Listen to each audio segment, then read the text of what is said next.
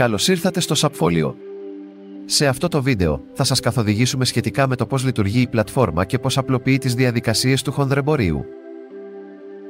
Το να ξεκινήσετε με το Subfolio είναι απλό και γρήγορο.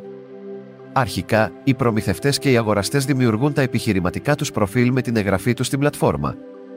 Για τους προμηθευτές, αυτό σημαίνει καταχώρηση των προϊόντων, επιχειρησιακές ρυθμίσεις, τιμές και καθορισμό περιοχών παράδοσης. Για τους αγοραστές, πρόκειται για τα στοιχεία της επιχείρησής τους, τα καταστήματα που έχουν και τις διευθύνσεις που βρίσκονται. Με την ολοκλήρωση της εγγραφής, το κατάστημα εστίασης μπορεί να δει τους προμηθευτές που εξυπηρετούν την περιοχή του, τα προϊόντα τους και να προσθέσει αυτούς που θέλει στη λίστα των προμηθευτών του.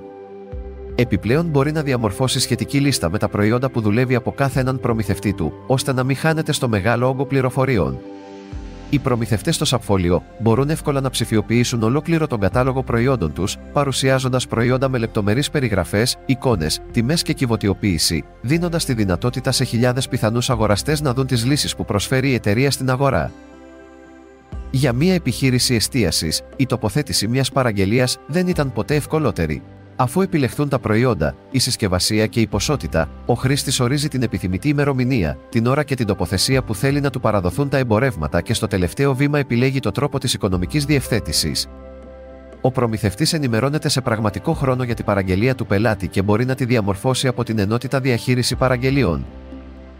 Οι διαμορφώσεις οι οποίες μπορούν να γίνουν από τον προμηθευτή είναι η κοστολόγηση της παραγγελίας, η διόρθωση των ποσοτήτων που θα αποσταλούν, η ακύρωση κάποιου από τα προϊόντα και η αντικατάσταση κάποιου προϊόντος της παραγγελίας και η προσθήκη άλλου.